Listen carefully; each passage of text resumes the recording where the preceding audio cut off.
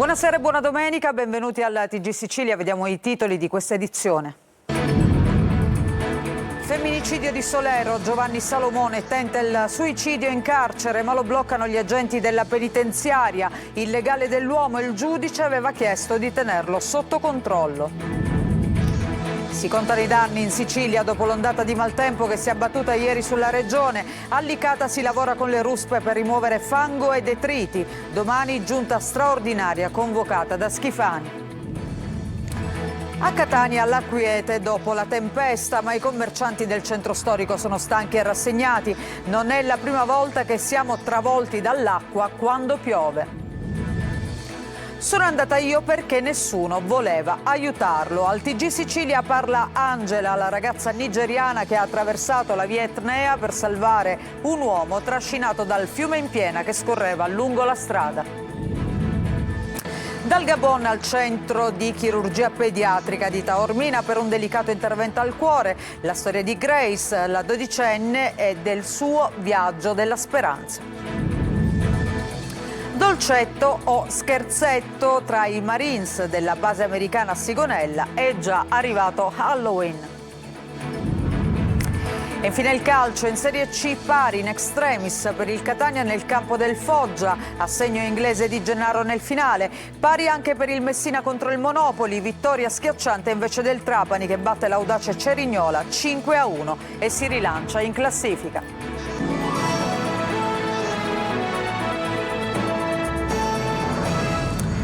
Buonasera, ancora ben trovati. In apertura la cronaca, Giovanni Salomone, reo confesso dell'omicidio della moglie Patrizia Russo, ha tentato il suicidio in carcere. La polizia penitenziaria ha bloccato il gesto dell'agrigentino. Sentiamo Davide Sardo. Mi sento depresso, ho dei debiti, ho fatto una cavolata. Così ha risposto e ripetuto Giovanni Salomone, 61 anni, l'imprenditore agricolo di Agrigento, reo confesso dell'omicidio della moglie Patrizia Russo, 53 anni, anche lei di Agrigento, uccisa all'alba di mercoledì scorso nella loro camera da letto a Solero, in provincia di Alessandria. Verosimilmente tale stato depressivo e di disperazione conseguente a quanto accaduto ha indotto l'uomo a tentare il suicidio nel carcere Cantiello e Gaeta di Alessandria. Ha approfittato dell'assenza del compagno di cella in doccia e si è legato al collo un cappio rudimentale ricavato con delle lenzuola. Gli agenti della polizia penitenziaria lo hanno bloccato in tempo. Il dirigente del sindacato di categoria OSAP, Leo Breducci, sottolinea: è stato un intervento encomiabile, nonostante la penuria di strumenti organici, donne e uomini del corpo continuano a fare in fondo il proprio dovere con la massima professionalità. E adesso apriamo la nostra pagina dedicata al maltempo. Sembra ormai tutto passato, anche se torna a piovere in alcune zone della Sicilia. I temporali di ieri però hanno lasciato danni e disagi, e per ripristinare tutti i servizi adesso serviranno diversi giorni, soprattutto per quanto riguarda il ripristino della viabilità. Ma nonostante le piogge consistenti, nessun vantaggio sul fronte della crisi idrica. Le valutazioni domani sul tavolo di una giunta di governo convocata d'urgenza dal presidente Schifani. Manlio Viola. Il maltempo allenta la sua presa sulla Sicilia, ma lascia dietro di sé una lunga scia di danni e disagi per superare i quali non basteranno 48 ore. A Licata nell'Agrigentino il fiume Salso è tornato a scorrere entro gli argini, ma l'esondazione ha paralizzato economia e servizi. Si lavora con ruspe e pale meccaniche per liberare il mercato ortofrutticolo, ma non soltanto quello. A Lagata c'è anche la stazione ferroviaria. Corsa contro il tempo per liberare dal fango 2 istituti scolastici e le strade di accesso e deflusso per permettere la ripresa delle attività didattiche. È tornata la normalità invece la situazione all'aeroporto di Palermo, chiuso per allagamento. Bus dell'AST hanno portato i passeggeri da Palermo a Trapani mentre venivano risolti i problemi in aerostazione, dove si è assistito anche a numerosi blackout, almeno 3. Si valutano i danni alla viabilità nell'Ennese e nel Nisseno, dove si transita ma a velocità ridotta e con tratti a doppio senso di circolazione alternata. Limitazioni al traffico invece a Bonpietro nel Palermitano per colpa di una frana che ha invaso la sede stradale. Intanto è già tempo di conta dei danni. Il presidente della regione Renato Schifani ha convocato una giunta regionale d'urgenza per valutare la situazione. Molti tecnici sono al lavoro proprio per la stima dei danni e che, ripeto, sono un po' diffusi su tutta la Sicilia, ma non sono incendi. Ci aspettavamo degli effetti più forti che per fortuna non si sono avuti. Una situazione anche nel catanese diffusa di danno. Catania città, come abbiamo visto, si è allagata in diverse aree, ma anche tutti i paesi dell'Interland. Conta dei danni anche dopo la tromba d'aria a Portopalo, dove si sono registrate le raffiche di vento più forti della regione, anche se non è l'unica zona dove il vento ha fatto forse più danni dell'acqua. Nonostante le piogge copiose, però, poca acqua negli invasi che necessitano di piogge meno violente e più durature per innalzarsi. L'acqua però ha dato almeno respiro alle campagne assetate. E Catania oggi si è svegliata col sole, il nubifragio di ieri mattina però ha lasciato il segno soprattutto in via Etnea, dove i commercianti sono stanchi e si lamentano. Non è la prima volta che veniamo travolti dall'acqua quando piove. Giusy Lazzara. Succede tutte le volte che piove. Vedete, la strada adesso è pulita, qua c'era un macello. Mi dispiace, purtroppo abbiamo trovato pure un gattino, diciamo che in fin di vita e poi è deceduto appunto. In via Etnea è tornato il sole, Catania si risveglia con il sereno, ma la furia dell'acqua ancora pesa sui negozi e su chi ci lavora. Si è allagato il negozio, è entrata tutta l'acqua e quindi giustamente c'era fango. Hai avuto anche paura perché è stata una situazione anche di allarme per certi versi. Allora, paura nello scendere per venire a lavorare un pochino sì, poi fortunatamente quando siamo arrivate già la situazione era calma. Si tolgono le protezioni di ferro, si cerca di tornare alla normalità. Molti dei negozianti si sono attrezzati in tempo e contenuto così i danni. Ma andando in giro incontriamo i turisti che già ieri pomeriggio sono tornati in città. Questo scenario un po' apocalittico lì per lì come sensazione. C'era solo là al mercato, era rimasta una macchina sopra il palo, sopra il paletto. Però che impressione le ha fatto? Ma guardi, in realtà mi ha impressionato di più il fatto che con molta calma hanno ripulito tutto in poco tempo. In tour per Catania vediamo che in viale Regina Margherita l'asfalto ha ceduto, le transenne dividono la carreggiata e le auto si dividono al passaggio. Qui siamo in piazza Dante, dove la pioggia non sembra aver causato danni, e in Etnea c'è la gara podistica amatoriale degli universitari.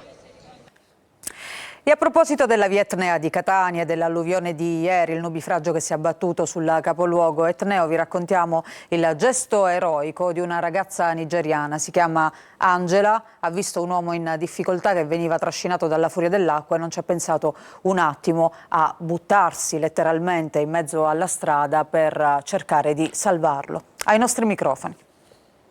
È tornata stamattina al lavoro come un giorno normale. La incontriamo dietro al bancone del bar dove lavora. Angela è la giovane nigeriana che ha salvato un uomo travolto dalla furia dell'acqua in via Etnea. Stavo male, nessuno lo volevo aiutare, quindi mi sono preso questo coraggio a aiutare. Per me il mio pensiero era per salvare la nostra sedia, il nostro tavolino. Quindi ho visto che lui scivolava con l'acqua, che l'acqua stava portando via con i motocicli e ho dovuto aiutare questa signora. Per me era una prova, ho detto va bene, vediamo se mi riesci a aiutare, a spingere. Perché ho visto che le signore stavano male, scolavo sangue dal naso. Quando l'ha portato in salvo cosa le ha detto? Non ha mai detto niente, non lo so che fine ha fatto questa signora. Non l'ho visto più.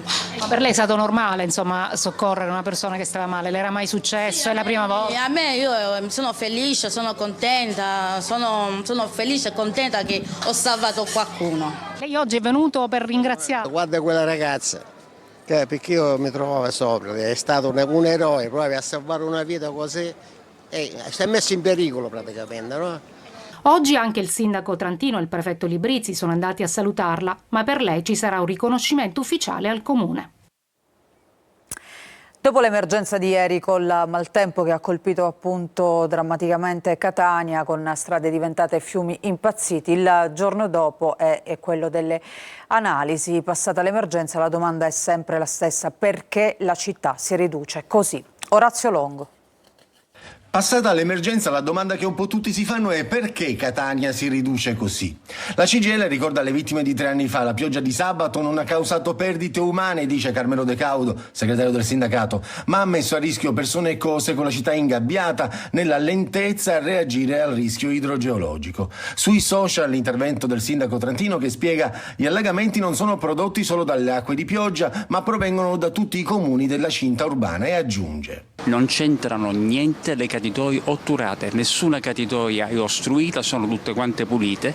La verità è che non ce la fanno a intercettare questo flusso d'acqua enorme che giunge da monte. Tutti frutto di una concezione del passato che non sempre è riferita ad errori, ma anche al fatto che comunque il cambiamento climatico mette del suo. Oramai le piogge di adesso non erano certamente quelle dell'altro ieri.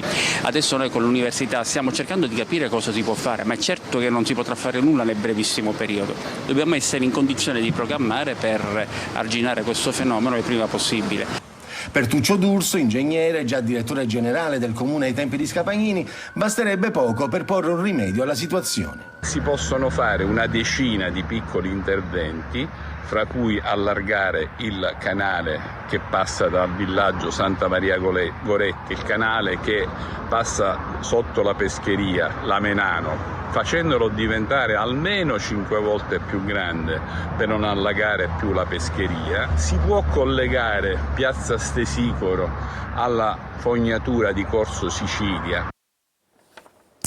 E intanto, per quanto riguarda il tempo, la Protezione Civile regionale ha diramato l'allerta gialla per rischio temporali dalle 16 di oggi fino alle prossime 24 ore nelle province di Messina, Catania, Siracusa e Ragusa. Per le prossime 24 ore appunto si prevedono precipitazioni soprattutto nei settori ionici. E adesso voltiamo pagina e parliamo invece, adesso ci occupiamo di cronaca. Spacciava alla guida della sua Fiat Panda con la tecnica della consegna porta a porta. È stato arrestato un 54enne catanese. Sentiamo. La tecnica era quella del delivery door to door, insomma la consegna porta a porta, solo che non consegnava pizze o saltimbocca, ma droga. Un uomo di 54 anni è stato arrestato dai carabinieri del nucleo investigativo di Catania che hanno portato a termine un'operazione nel popoloso quartiere di Picanello. L'uomo veniva contattato dai propri clienti, confezionava lo stupefacente che custodiva nel proprio appartamento, quindi partiva alla guida di una Fiat Panda bianca per consegnare il prodotto a domicilio, destreggiandosi a gran velocità nei vicoletti del quartiere. Per arrestarlo, i carabinieri hanno prima messo in atto un lungo periodo di osservazione dell'attività in cosiddetta modalità discreta, insomma senza farsi accorgere. Predisposte le squadre sotto l'abitazione e lungo le strade che il corriere era solito percorrere, hanno atteso il momento migliore per bloccarlo, e cioè quando lo hanno visto uscire dal portoncino del suo palazzo mentre si avvicinava alla sua auto. Accerchiato e bloccato, il pusher è stato trovato con 3 involucri di cocaina e una busta di plastica con diversi grammi di marijuana nelle tasche dei pantaloni. Estesi i controlli nell'appartamento, in una stanza adibita a lavanderia hanno rinvenuto in uno scaffale uno zaino di colore scuro, come si vede dalle immagini, al cui interno vi era un'altra busta con ulteriori 30 bustine di cocaina per un peso complessivo di 30 grammi e 280 grammi di marijuana. Rinvenuto anche un bilancino digitale di precisione. Tutta la droga è stata sequestrata mentre il pusher è stato posto a disposizione dell'autorità giudiziaria che ha disposto la misura dell'obbligo di presentazione alla polizia giudiziaria. È stata scarcerata 2 settimane dopo la condanna a 8 anni di reclusione Silvana Sfortuna, la donna di Palma di Montechiaro che aggredì e sfigurò il marito con l'acido, simulando poi un'aggressione ai suoi danni e facendolo arrestare ingiustamente. Il GUP del Tribunale di Agrigento, a conclusione del processo con rito abbreviato lo scorso 7 ottobre, le ha inflitto appunto 8 anni di reclusione. La misura del carcere poi è stata sostituita con i domiciliari con l'applicazione del braccialetto elettronico. È morto dopo oltre 40 giorni di coma Fausto Teri, di 48 anni, che lo scorso 7 settembre sul lungomare di Marsala era stato tamponato da una Jeep bianca mentre era alla guida del suo scooter sul quale viaggiava anche il figlio. Teri aveva riportato gravi lesioni mentre chi era al volante della Jeep è fuggito e finora non è stato identificato. Cambiamo ancora argomento. Dal Gabon al centro di cardiochirurgia pediatrica di Taormina è la storia di Grace, 12 anni, affetta da cardiopatia congenita. Il centro di eccellenza del Bambin Gesù a Taormina si conferma protagonista del piano Mattei sulla sanità del governo italiano. Francesco Triolo. Un'altra storia di solidarietà, di buona sanità, un altro viaggio ricco di speranza. È quello che Grace, 12 anni, e la sua mamma hanno compiuto da Libreville, capitale del Gabon, fino a Taormina, più di 5.000 chilometri, per cercare una seconda chance di vita. La storia, che arriva dalla cardiochirurgia pediatrica di Taormina, è una delle tante che ormai i medici del Centro di Eccellenza del Bambino Gesù sono abituati a raccontare. Grace è affetta da una cardiopatia congenita complessa caratterizzata dalla malattia di 2 valvole del cuore e del setto interventricolare, problematiche che rendono l'intervento molto lungo e complesso, a cui verrà sottoposta dal team del dottor Sasha Gati. Grace è arrivata a Taormina grazie al Ministero della Salute e all'associazione Una Voce per Padre Pio, che hanno lavorato al consolato di Libreville per il rilascio dei visti per la bambina e per la madre. Dall'individuazione da parte del governo italiano del CCPM di Taormina come referente nazionale per il piano Mattei per l'Africa, diverse attività sono state già compiute. Oltre agli interventi ai bambini portati in Italia e quelli eseguiti nell'ultima missione nello Zambia, dove sono stati operati 30 bambini, l'equipe medica e infermieristica è pronta a fine mese per un'altra missione in Tanzania e nelle settimane successive sia in Benin che di nuovo nello Zambia. Sino ad oggi sono 60 i pazienti che da luglio a fine ottobre hanno ricevuto e riceveranno un intervento chirurgico all'interno del piano Mattei, sia nel loro paese di origine che attraverso i trasferimenti presso il centro di cardiochirurgia pediatrica di Taormina. E adesso andiamo nella base americana di Sigonella, dove è già tempo di dolcetto o scherzetto. Arriva Halloween. Eva Spampinato. La festa di Halloween è arrivata in anticipo nella base NAS 1 di Sigonella. Zucche, costumi mostruosi, hot dog e tanto divertimento. Ma in realtà questa è la festa d'autunno, nella tradizione americana la festa del raccolto e dei sapori. Grazie a questa festa che celebra l'autunno, ma allo stesso tempo celebra anche l'amicizia fra siciliani e americani, che risale dal 1959.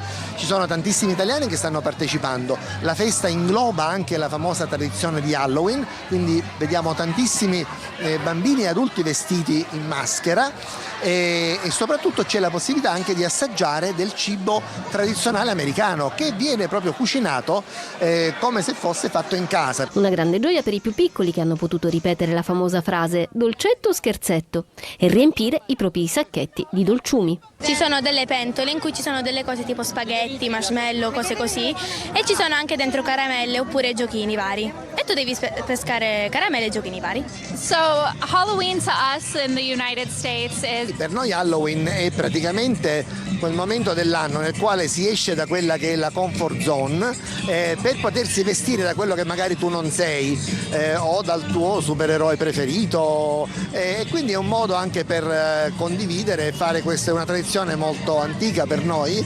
Non potevano mancare gli stand con il tipico cibo americano, dagli hot dog alle torte di zucca, e a sera inoltrata tutti sul palco per la sfilata e la premiazione delle più belle maschere a tema. Noi ci fermiamo per una breve pausa, ritorniamo tra poco con un'ampia pagina dedicata al calcio e con soprattutto i risultati della Serie C. Vi aspetto.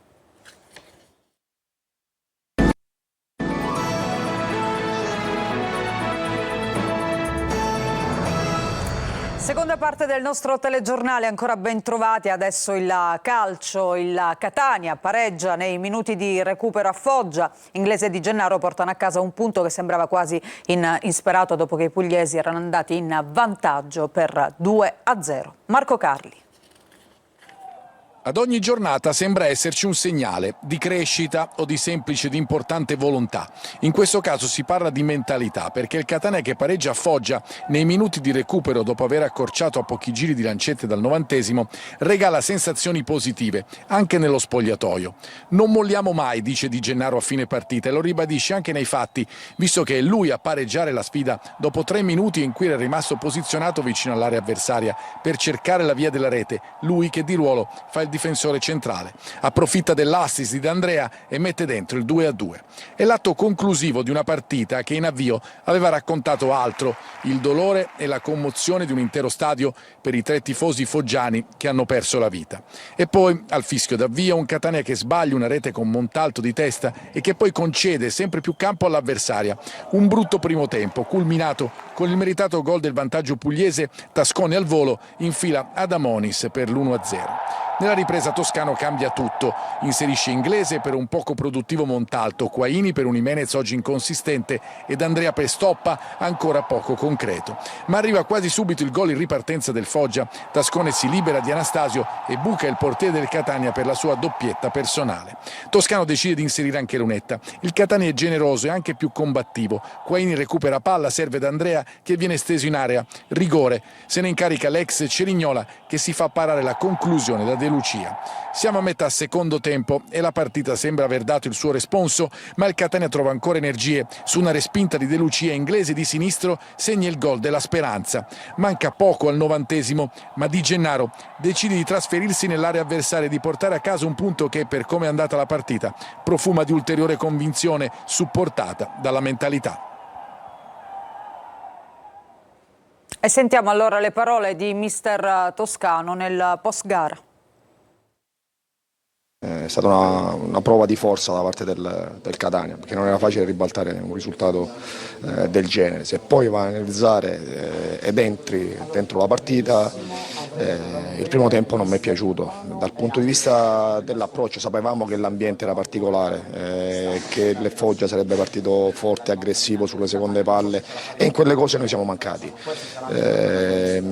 A prescindere dagli interpreti, ma poi il secondo tempo siamo entrati con una determinazione diversa, con un'aggressione diversa, abbiamo iniziato a rubare più palle, ad arrivare primi sulle seconde palle, avere più lucidità quando si costruiva, non abbiamo perso la testa anche sul rigore sbagliato, una cosa importante, questo è un aspetto che mi è piaciuto, si è continuato ad attaccare nonostante eravamo sotto di 2 gol, abbiamo avuto altre occasioni anche con Pippo, con Inglese, alla fine abbiamo raccolto quello che abbiamo prodotto per 45 minuti, perché abbiamo messo il Foggia nella prima metà campo, hanno fatto gol su una ripartenza, su una seconda palla anche lì. È finita 0-0 la partita dal Franco Scoglio tra Messina e Monopoli, una partita equilibrata con poche emozioni per i giallorossi al terzo pareggio consecutivo. Pugliesi che agganciano al secondo posto Cerignola e Catania. E invece vittoria schiacciante, sempre in Serie C, della Trapani che batte l'audace Cerignola per 5-1 e si rilancia in classifica. Franco Cammarasana. Un 5-1 che la dice lunga sull'andamento di una partita presentata come difficile alla vigilia, ma che si è rivelata tutta in discesa per il Trapani. Di fronte al provinciale, il Trapani reduce da 2 pareggi contro Sorrento e Messina e il Cerignola, secondo in classifica, che da 4 turni non subiva gol ed ancora imbattuto. Squadra granata apparsa trasformata rispetto al derby con il Messina, già al secondo minuto e al quinto, prima con Lescano e poi con Benedetti, costringeva il portiere Saracco a rifugiarsi in angolo. 2 minuti dopo Trapani in vantaggio sugli sviluppi di un angolo che Silvestri di testa deviava in rete. Cerignola tramortito e al 16° subiva la seconda rete ad opera di Bifulco che finalizzava una manovra ben articolata. Al 38° ancora Bifulco metteva in crisi la difesa ospite per la rete del 3-0. Il monologo granata continuava nel secondo tempo perché al secondo Lescano siglava il 4-0 su un suggerimento di Bifulco. Il Trapani sfiorava ancora il gol con fallo al 12°, mentre alla mezz'ora la difesa granata si faceva sorprendere su una conclusione dalla distanza di Sainz Bazza. Al 45° Benedetti metteva un pallone in aria e Celiento di testa completava la cinquina. E adesso la Serie B, pareggio colmo di rimpianti per il Palermo che a Modena non va oltre il 2-2. Marco Gullà. Sfuma 5 minuti dalla fine il sogno del Palermo di sbancare Modena e di rilanciarsi ai piani alti della classifica di Serie B. A fine primo tempo rosanero avanti per 2-0 grazie ai gol di Verra e Insigne con un rigore sbagliato da Henry. Era tutto pronto per il decollo, ma poi nella ripresa è cambiato tutto. Il Modena pareggia il match grazie ai gol di Gliuzzi e poi a quello di Caldara nel finale sotto la pioggia. Il Palermo scivola proprio sul più bello quando stava già intravedendo il traguardo. Non ci possiamo permettere di giocare un tempo così, come il primo tempo dove sbagliamo pure il rigore, facciamo 2 gol, abbiamo fatto veramente bene, e un secondo invece dove abbiamo smesso di giocare per un episodio, per perché vinciamo 2-0 e abbiamo subito un episodio dopo 2 minuti del secondo tempo. Questo lo possiamo cambiare se ci rendiamo conto che questa è una qualità importante per una squadra che deve far bene, perché non è solo la qualità del gioco, non è solo la qualità dei giocatori, ma il carattere dei giocatori. Oggi dentro alla partita non siamo stati bravi in tutte le partite che si sono venute a creare. Il Palermo dai 2 volti, una squadra che pecca sempre nella continuità, stessi errori, stesso copione della stagione scorsa. Dobbiamo ripartire, lavorare sulle cose che sono venute meno e che magari sappiamo anche, però dobbiamo ripartire già da lunedì con la testa alla prossima partita. Il cambio passo non c'è stato, lassù Pisa, Spezia e Sassuolo hanno un'altra marcia. Sabato al Barbera arriva la Reggiana. E questo era il nostro ultimo servizio. Questa edizione del TG Sicilia termina qui. Grazie per averci seguito. A tutti voi un buon proseguimento di serata e ancora una buona domenica.